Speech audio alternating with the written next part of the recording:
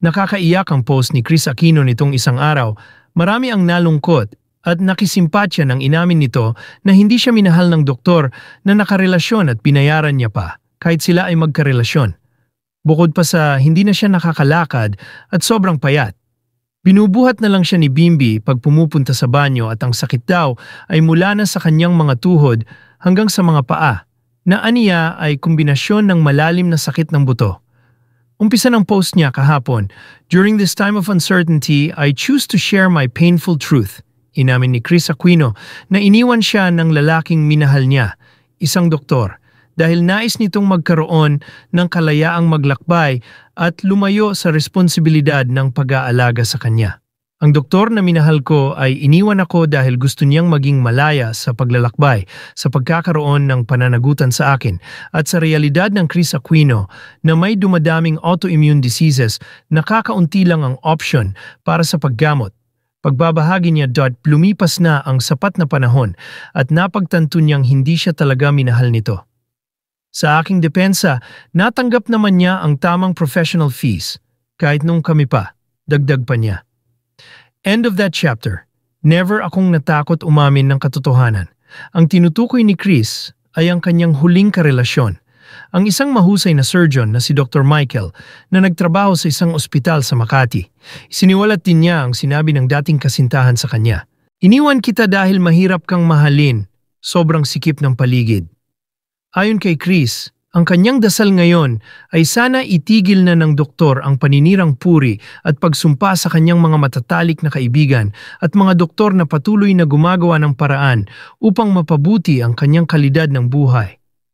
Pinapatunayan nila araw-araw ang tunay na pagmamahal, malasakit at katapatan, aniya. Bukod sa kanyang emosyonal na pinagdaanan, inilahad din ni Chris ang matinding sakit na dinaranas niya araw-araw. "Hirap na akong maglakad. Isang hakbang lang, parang isang malaking paghihirap na." Ibinahagi rin niya ang naging resulta ng kanyang kamakailang gamutan. "Kagabi, sinubukan ng aking rheumatologist ang ultrasound-assisted targeted steroid shots sa aking tuhod. Pero nag-react ang aking katawan katulad ng nangyari 34 na buwan na ang nakalipas noong sinubukan namin ang steroid challenge." Dagdag pa ni Chris, ang kanyang anak na si Bimbi ay kasalukuyang nagsasanay sa MMA habang siya naman ay bumaba na sa timbang na wala pang 80 pounds o 36 na kilo.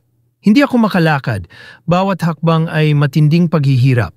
Ang matinding sakit ay mula sa aking mga tuhod hanggang sa aking mga paa, isang kombinasyon ng deep bone pain, lupus arthritis, polymyositis at acute fibromyalgia," paglalahad niya.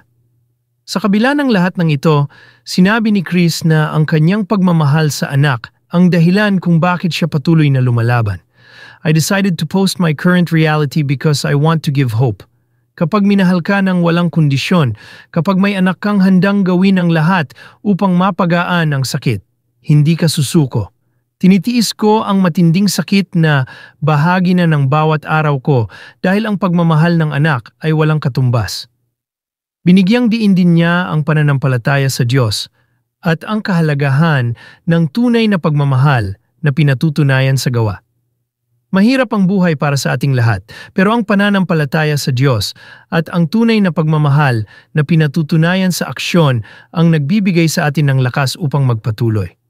Sa huli, nagpasalamat si Chris sa patuloy na panalangin para sa kanyang paggaling, lalo na sa kanyang anak na si Bimbi. "Thank you, God. Thank you to all for your continued prayers for my healing. At sa aking Northern Star, Bim, salamat sa pagiging higit pa sa deserve ng mama mo." Tuloy ang laban, pagtatapos ng post ni Chris kahapon.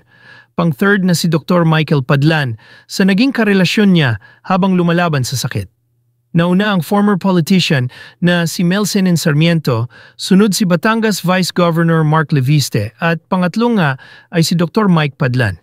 Dahil sa nasabing post ay #1 trending si Chris nitong isang araw.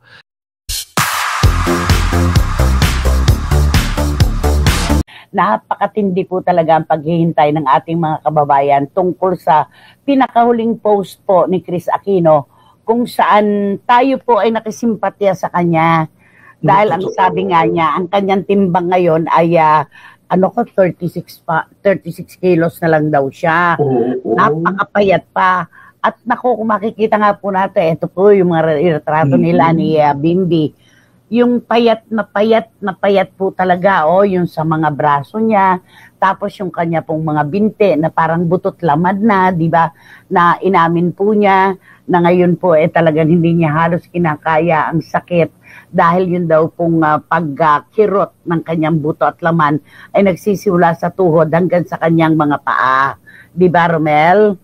Opo, nagulantang buong mundo. Buong mundo na talaga nagulantang sa nilabas niyang picture na ito sa kanyang post na napakahaba talaga, nagpapaliwanag talaga kung anong kaganapan sa buhay niya ngayon. Nakakalungkot kasi hindi tayo sanay na ganyang makita siya. Okay lang nang nakaratay siya sa kama, pero yung ganito, eksena, nakakaano na. Kaya nga ngayon, napilitan na siya, ayaw man niya, nagpapa-steroid shots na siya. At sabi nga po niya, ang bawat hakbang na kanyang ginagawa ngayon ay isang matinding sakripisyo. Talagang matindi. At nakikita naman po natin, napakarami naman talaga nakasimpatya kay Chris Aquino dito. Kaya lamang, nahahati na naman po ang damdamin ngayon ng ating mga kababayan dahil nga po napasabay o sadyang isinabay ni Chris Aquino ang kanyang pagtatapat tungkol sa kalusugan niya sa kanya namang revelasyon laban naman kay Dr. Michael Padlan. Napakarami po niyang inilabas dito, siniwalat na hindi, akala ko talaga salbado na to Akala ko maisasalba na dito sa issue si Dr. Padlan. Kasi magmula naman noon hanggang kahapon, wala naman tayong naririnig na anuman mula sa kanilang dalawa. Kaya sabi natin, mas pinili na siguro nilang maging pribado ang kanilang relasyon at pati ang kanilang paghihiwalay. Pero eto nga po at napasabay dito sa kondisyon ni Chris Aquino yung pagtatapat niya na he did not love me. Yun ang sabi niya. Hindi raw po siya minahal ni Dr. Padlan. At ang nakakasyak dito, nakakalungkot akala natin pasyente siya, doktor ang kanyang boyfriend, magiging maayos na ang lahat, kalmado na, magkakatulungan sila. Pero ito pala ay hindi libre. Ang sabi ni Chris ay binibigyan pa rin niya ng professional fee at tinatanggap naman ni Dr. Padlan. At ngayon nga raw ay pinakukwenta pa niya dun sa kanyang assistant na si Alvin kung meron pang natitira pa na dapat nilang bayaran.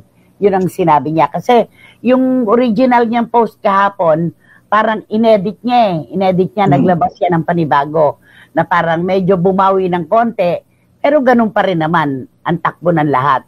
Na hindi siya minahal ni Dr. Padlan, na mas pinili ni Dr. Padlan ang magliwaliw yun di ba? Yung magbiyahe kaysa siya ay alagaan, di ba? Parang ganon.